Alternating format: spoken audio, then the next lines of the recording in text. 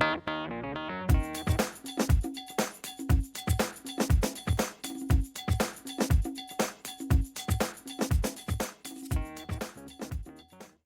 guys, it's Katie from Created by Katie. Welcome back to another card video.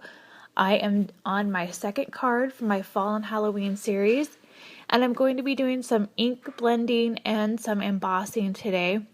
But I'm working with this very cute Stampin' Up set. This is a stamp called If the Broom Fits, and I just think that this sentiment is so funny and would be perfect to send to a lot of people I know. I just think that this is going to be a cute one for Halloween. So I am ready to get going. Even though you see them, I am not using my Amuse Studio inks today. I decided to pull out my Vivid dye inks because I wanted some different colors. I did play around a lot with this, and I wasn't getting what I wanted from the pigment ink, so I went to some dye inks, and I just happen to have these colors, and so this is what I'm playing with. I wanted more of the orange and purplish fall and Halloween colors to go with this image or this stamp. So I'm just blending them using my ink blending tool on basic white cardstock, and just playing around with it until I got it good and where I wanted it. I kind of like how it gives the purplish orange sky look in the background before I am ready to start embossing on this. And I'm doing the voiceover because I wanted to speed this up. And there you can see the second one that I made originally, and I didn't really like it.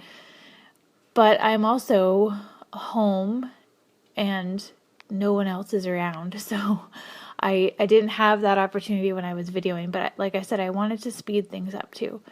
So I used my anti-static tool, and I used my embossing gun to heat this up and make sure that the ink was dry before I embossed it, because otherwise you get embossing powder everywhere. So I inked it up here with my Versamark, and then I'm using some black embossing powder. I don't remember the name, but I will link it up in the bottom of this video. It's just my favorite black embossing powder.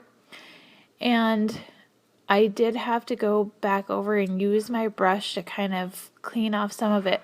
But for the most part, the anti-static tool and heating this up before I embossed it helped a lot. I did have one little spot there that I think was from the stamp itself that kind of got stuck on there. But I am ready to emboss this. And I sped through that too.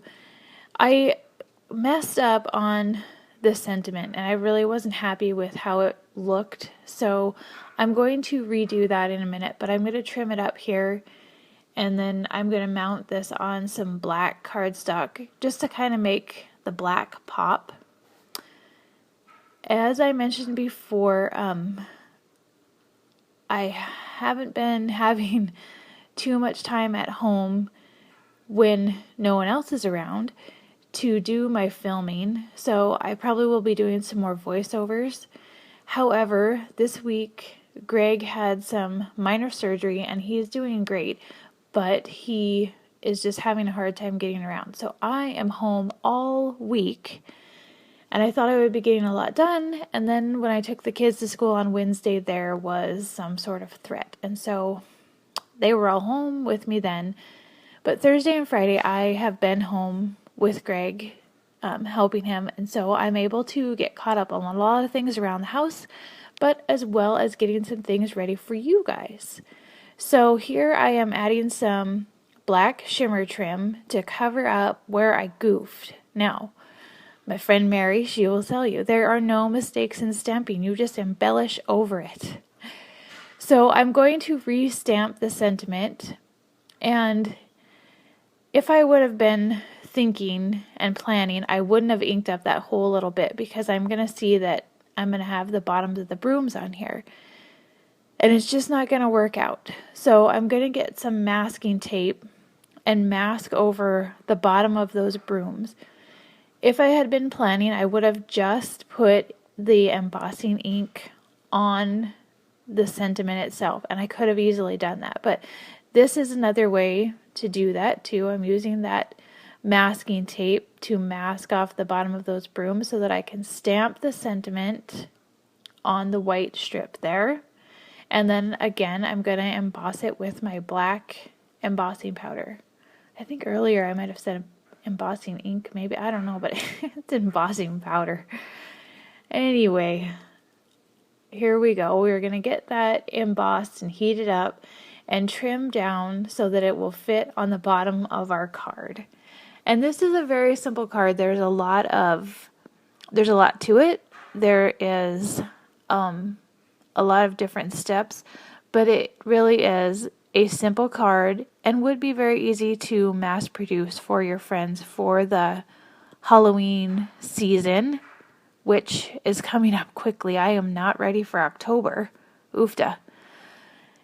However, I guess it is that time and we better get moving on all of our fall and holiday projects that we have going on. So I've got the black cardstock mounted and I'm putting this on a purple card base. Normally I like to keep things white, but I thought that the purple kind of helped make the card flow. So there you can see all of the embossing. Again, a very simple card, and I hope that you guys enjoyed this today, the second card in the Fall and Halloween series, and I will have more for you coming soon. So I appreciate you guys watching. Make sure that you take time to hit the thumbs up and like my video and subscribe for more videos.